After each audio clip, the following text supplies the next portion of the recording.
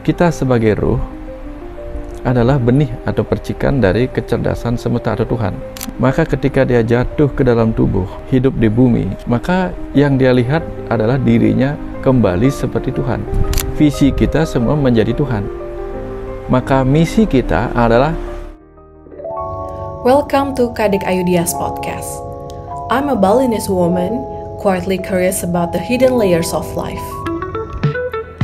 Hari ini kita kehadiran narasumber spesial kita, Pak Dr. Wayan Mustika. Pak Wayan adalah seorang tokoh spiritual asal Bali yang dikenal sebagai dokter, pembicara, pembimbing spiritual, dan fasilitator meditasi serta penyembuhan holistik. Kita akan membahas beberapa topik yaitu visi dan misi jiwa, bagaimana kita bisa menghadapi krisis ekonomi saat ini, makna pernikahan, menjadi perempuan di Bali, dan juga menjawab keunikan budaya Bali yang berdoa kepada leluhur. Yuk langsung aja kita mulai videonya. Hai everyone, selamat datang di YouTube Kadek Ayudia, dan hari ini kita kedatangan tamu yang sangat spesial, the one and only Pak Dr. Wayan Mustika. Om Swastiastu, Pak. Swastiastu, Dek. Terima kasih Pak Wayan, terima kasih sekali udah mau nyempetin waktunya Pak untuk bisa datang ke podcast saya, Pak Wayan. Pak Wayan lagi banyak kesibukan ya kira-kira? Ya lumayan. Lumayan bulan ini banyak kesibukan adat sih. Adat ya, Pak ya? Ya beberapa ngisi acara diundang karena Dharma Santi kan menjelang pasca Nyepi kemarin kan kita banyak acara-acara Dharma Santi gitu. Ya. Dan menjelang mau Galungan Kuningan juga ya Pak Wayan ya. Iya. Pak Wayan, sebelumnya saya mungkin sedikit cerita Pak Wayan kenapa akhirnya bisa ketemu Pak Wayan gitu. Iya.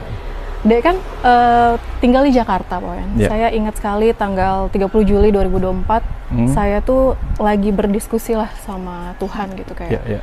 Saya harus ngapain ya, pengembangan diri saya ke depannya ngapain gitu. Nggak lama setelah itu saya ngelihat video Pak Wayan di YouTube gitu di Ngaji Roso. Terus saya nonton dan rasanya kok kena banget di saya gitu ya Pak ya. Kayak kena gitu. Terus saya bergumam lah di diri saya kayak bisa nggak ya ketemu Pak Wayan gitu. Udah sesimpel itu aja, bisa nggak ya gitu. Terus akhirnya saya besoknya pulang ke Bali ke Tabanan. Dan ternyata Pak Wayan mengisi acara di Yayasan Struk di sana ya Pak ya. Iya, saya bersama Papa dan teman-teman lainnya ikut dan saya lumayan terkejut kayak oh kebetulan ya gitu. Kebetulan yang pertama gitu dan saya excited sekali. Terus mungkin Bapak kalau mungkin lupa Pak, tapi Bapak waktu istirahat nyamperin ke tempat saya terus nyapa kayak nyapa orang-orang Tabanan. Nyapa orang-orang Tabanan dari mana gitu kan. Terus akhirnya saya perkenalin diri dan ngajak Pak Wayan untuk podcast waktu itu Pak Wayan. Kok bisa ya terjadi kebetulan-kebetulan itu ya Pak ya? Sinkronisasi. Oh gitu sinkronisasi. Ya Pak? Itu membuktikan bahwa manusia itu bisa terkonek dengan siapapun, dengan alam, dengan sesama manusia, dengan alam-alam lain begitu. Sehingga orang-orang Barat sering mengatakan you are what you think. Jadi hati-hati dengan pikiran kita juga gitu. Karena frekuensi pikiran kita yang kita lepaskan keluar itu bisa menimbulkan, kalau terjadi sinkronisasi itu bisa balik ke kita. What goes around come around. Ya kan sering dikatakan demikian. Versi kita di Hindu namanya karma pahala. Sama. Berarti mungkin nggak sih Pak jika tidak adanya karma gitu, kita tidak akan bertemu, atau apakah semua pertemuan itu memang ditakdirkan seperti itu atau tidak, gimana ya? Pada dasarnya kita ini semua ada di kehidupan ini memiliki tautan karma, tautan pahala. Karma itu kan artinya tindakan yang kemudian menghasilkan buah atau reaksi dari sebuah aksi. Reaksi yang berantai itulah kemudian menyebabkan terbentuknya sebuah tautan karma. Sehingga karma yang muncul dari pikiran kita, dari ucapan kita, itu bisa berbalik ke kita. Karena kita tahu kan, kalau kita melemparin di bagian manapun, kita melemparin air di kolam gitu, riaknya akan balik ke tengah, ke tempat dari mana dia berasal. Nah, pikiran kita ini kan semacam riak gelombang pikiran. Setiap kali kita mau berpikir itu seperti bergelombang, balik lagi ke kita gitu. Ya, kalau pas ketemu sama orang yang frekuensinya kuat, baliknya diperkuat lagi, sehingga ada yang dipercepat pertemuannya sesuai dengan apa yang dia inginkan, ada yang dipersulit gitu. Nah, kebaikan-kebaikan yang dilakukan sebagai karma itu adalah sebuah cara kita untuk mempermudah kembalinya karma baik itu gitu. Jadi kalau kita tabungan karma baiknya nggak bagus, kurang gitu, sampainya balik lama. Agak lama gitu. Ya, iya, Pak. Sesimpel itu sih sebenarnya gitu. Makanya di di jaringan listrik pun ada yang disebut transformator. Jadi diangkat lagi, diubah lagi. Karena dia pasti mengalami perubahan. Sama kayak sinyal radio, ada lagi diperkuat gitu. Kalau enggak, melemah dia gitu. Melemah. Dan mungkin tidak bisa terjadi ya, Pak? Iya. Nah, makanya ketika kita melakukan banyak kebaikan di banyak tempat, mereka itu bisa menjadi pemancar yang memperkuat kebaikan kita berbalik kepada kita gitu. Sesimpel itu sebenarnya hidup ini gitu. Iya, Pak ya. Ya. Jadi frekuensi yang baik akan dipertemukan juga dengan frekuensi persis, yang baik. Persis. Betul, Pak Wayan. Ya. Pak Wayan, sebelum lebih dalam lagi, Pak, saya penasaran secara personal sih, Pak. Kenapa akhirnya Bapak dari profesi sebagai dokter bisa switch career ke spiritual, ke arah yang lebih spiritual? Dan kapan tuh, Pak, kira-kira? Sebenarnya dulu hobi ya. Kalau hobi saya dulu memang lebih kepada teknik. Sukanya teknik elektro, teknik komputer, teknik mesin, teknik arsitek. Sukanya di situ. Tetapi pertanyaan-pertanyaan tentang spiritual, tentang Tuhan, tentang kehidupan, tentang ruh, tentang kematian, itu sudah ada sejak kecil. Hobinya memang membaca di masa itu buku-buku Mahabharata, Bhagavad Gita, yang gitu-gitu sukanya. Atau buku-buku Islam, buku-buku Buddha, buku-buku Kristen, cerita-cerita tentang agama lah. Sampai kemudian di hari terakhir menjelang UMPTN namanya, ujian masuk perguruan tinggi negeri. Nah, tiba-tiba harus berurusan dengan dokter karena ada keluarga yang sakit. Nah, pada saat itulah kepikiran untuk menjadi dokter supaya nanti tidak usah dibayar ketika memberikan pengobatan. Kuncinya di situ sebenarnya. Karena kalau saya jadi dokter kan bisa menggratiskan keluarga, setidak-tidaknya keluarga gitu. Akhirnya besoknya jadi dokter. Jadinya besoknya milihnya kuliah kedokteran. Tapi justru di dunia kedokteran itu malah merupakan jalan untuk kemudian mengenal diri secara tubuh, secara pikiran. Kan di dunia kedokteran kan juga kita mempelajari ilmu jiwa, ilmu psikiatri. Oh, ada ya, Pak ya? Oh, ada. Ilmu psikologi kita pelajarin, ilmu budaya kita pelajarin, sehingga paham manusia dari berbagai sudutnya, terutama sekali dari sudut fisiknya, melihat keajaiban tubuh, melihat manusia ketika mati seperti apa, ketika sekarat seperti apa. Nah, di momen seperti itu, justru pertanyaan-pertanyaan yang lama itu muncul lagi gitu. Muncul lagi tapi nggak ketemu jawabannya, karena yang sebagai orang yang sangat rasional, sangat logis, itu akan lebih mudah menerima jawaban-jawaban yang logis, yang masuk akal. Iya, Pak. Kalau masih agak mistik-mistik itu kurang gini lah. Bukan berarti tidak suka. Bukan berarti nggak suka. Sebagai anak muda tentu juga suka belajar gitu-gitu. Tapi perkara pengetahuan harus yang saintifik, gitu. Akhirnya karena nggak ketemu jawaban-jawabannya sudahlah, terlampaui. Sampai akhirnya tamat dokter tahun 1996, tugas 97 sampai 98 sampai 2000 di Singaraja. Baliknya itu pas di klinik di tahun 2001 itu muncul lagi pertanyaan lama. Nah, itu pemicunya. Tahun 2001 Februari. Pemicunya gara-gara pertanyaan-pertanyaan lama muncul, kemudian muncul ide untuk mencatat semua pertanyaan itu. Seperti Kadek ketika ingin mencatat semua pertanyaan itu. Iya, Pak. Tujuannya supaya nanti pas ketemu orang yang bisa ditanya, itu pertanyaannya nggak kebingungan, kebebelan gitu. Iya. Nah, maunya gitu. Iya, Pak. Tapi pas ngetik pertanyaan itu, lah munculnya jawaban. Begitu muncul jawaban, karena Tiang sebagai orang yang kritis tentang jawaban, saya kejar jawabannya. Saya pertanyakan lagi jawabannya, dijawab lagi, saya pertanyakan lagi, dijawab lagi. Nah, akhirnya terjadi dialog. Satu malam suntuk terjadi dialog sambil ketik-ketikan gitu. Nah, belakangan baru tahu itu automatic writing. Bukunya Bapak. Itulah juga menjadi buku dialog spiritual yang sekarang menjadi buku dialog rahasia. Nah, itu momentumnya. Sejak itulah mulai terus mengalir jawaban-jawaban gitu. Itu intuisi atau apa ya Pak? Nggak tahu. Tapi mungkin itu insight ya. Insight yang biasanya dicari orang dengan meditasi, dengan segala macam. Nah, momentum itu terjadi begitu saja. Bukan mau meditasi, gimana meditasi menjamkan mata orang di depan komputer gitu. Iya. Ya, seakan-akan waktu itu kita ngobrol sama ChatGPT lah gitu. Itu zaman itu kan belum ada, tahun 2001 itu belum kenal lah ChatGPT, itu belum ada. Pokoknya jawabannya begitu dia mengeluarkan pertanyaan, jawabannya sudah ada di sini, keluarin langsung. Tapi bingung loh. Kok bisa? Kok bisa ya? Tapi kalau nggak bertanya dia nggak keluar. Setiap ditanyain muncul lagi jawabannya, tinggal ngetik aja jawabannya. Tapi yang diketik jawabannya itu hanya sebagian kecil dari yang ada di dalam, yang dialirkan pemahamannya gitu. Nah, gara-gara jawaban yang tertulis tidak sebanyak yang dialirkan pada saat itu di dalam, dia dialirkan bukan kata-kata, tapi tiba-tiba seperti pemahaman aja gitu. Nah, misalnya Kadek pernah nonton film apa? Pernah nggak nonton film Rambo? Pernah Pak. Nah, begitu mendengar judul film Rambo, langsung isi-isinya ada di dalam. Kebayang. Kebayang. Nah, kayak gitu. Jawabannya mengalir, tapi sebagian besar isinya di sini. Dan karena tidak ada yang mempertanyakan lagi isinya, dari situ kemudian pingin lagi menuliskan apa yang belum tertuang di buku 1 dan 2. Nah, sejak itu terus nulis jadinya gitu. Gitu sih ceritanya. Itu momentumnya ya Pak ya? Momentumnya gitu. Apa mungkin ya Pak Wayan ya, Bapak kan memang dari kecil sudah interest ke arah sana ya Pak, ke spiritual gitu.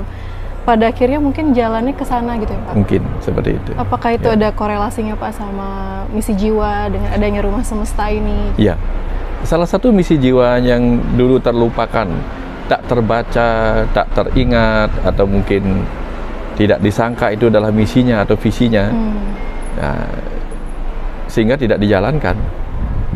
Tapi dia kemudian muncul seiring dengan kesiapan. Makanya mungkin ada istilah di spiritual itu seperti ini. Kapan murid siap, saat itu guru datang. Nah, mungkin seperti itu.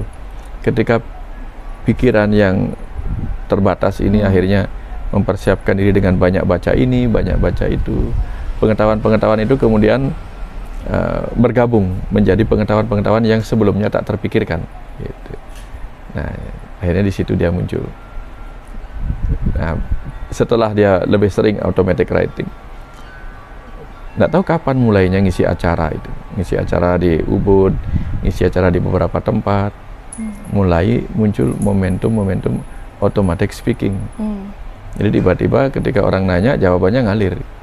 Makanya kemarin Kadek memberikan daftar pertanyaan, saya baca sekilas. Iya Pak. Tapi nggak nyari jawabannya, biar terserah nanti apa jawabannya ngalir. Baik Pak, baik. Saya juga berpikir untuk nanyanya nanti langsung aja atau enggak ya. Iya. Pak Wayan,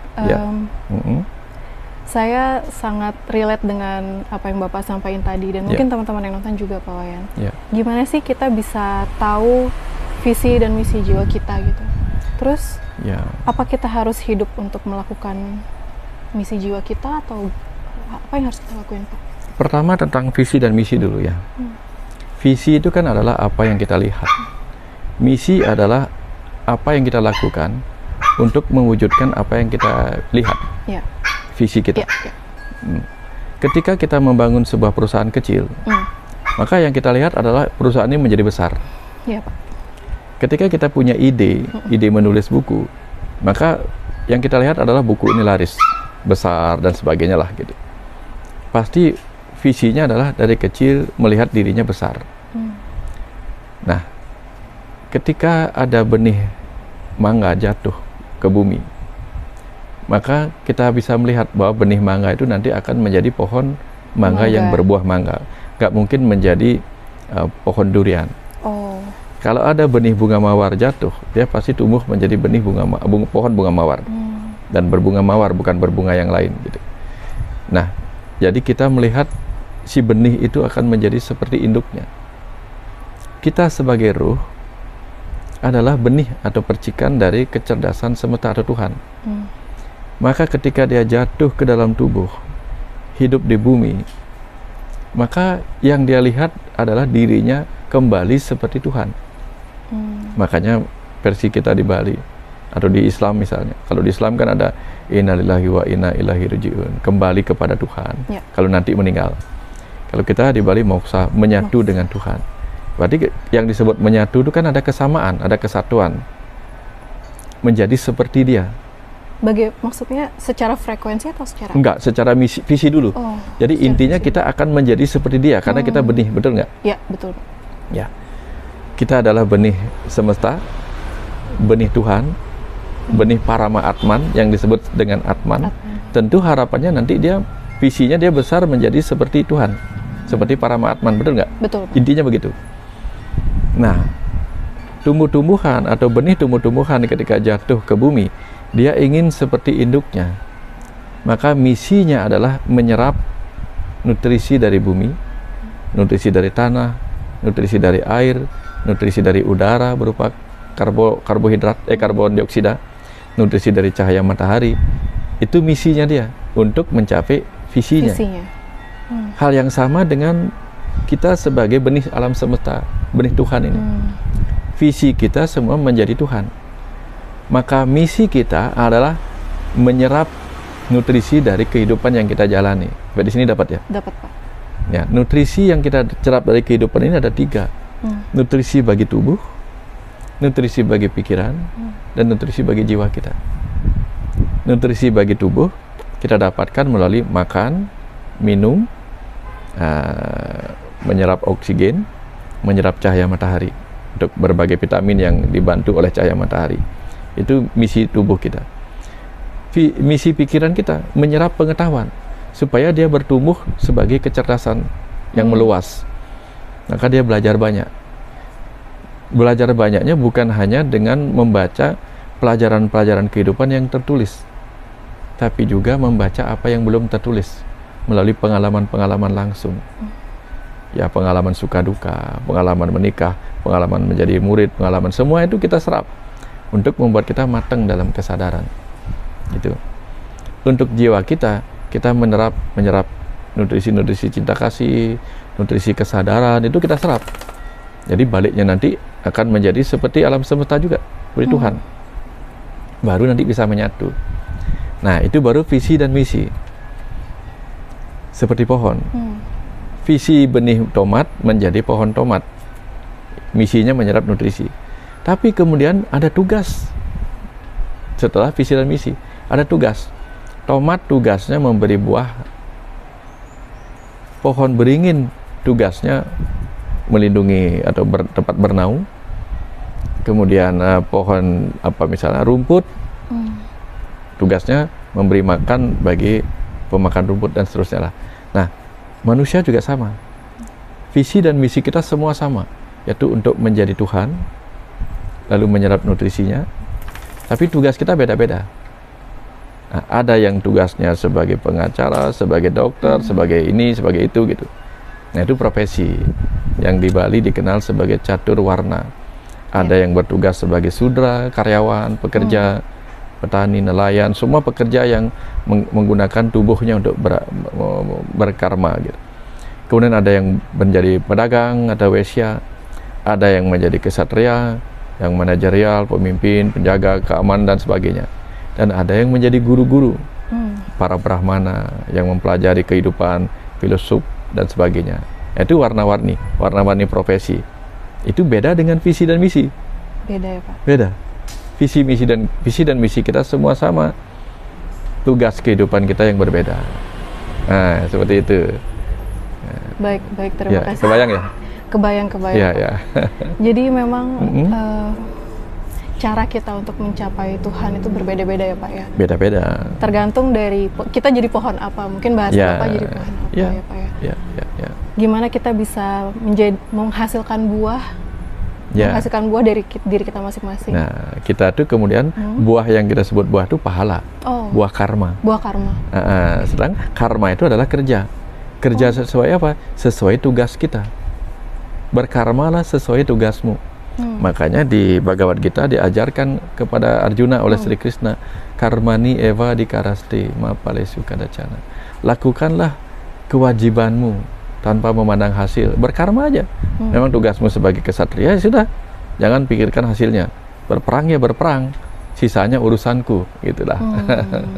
Ya, seperti itu. Baik, ya. Baik, terima kasih Pak Wayan untuk penjelasannya. Sungguh insightful buat saya sendiri, Pak Wayan. IHSG juga anjlok, dari saham global juga anjlok, Pak Wayan. PHK massal terus-terusan, Pak. Daya beli masyarakat juga menurun. Gimana ya, Pak, untuk menghadapi situasi saat ini?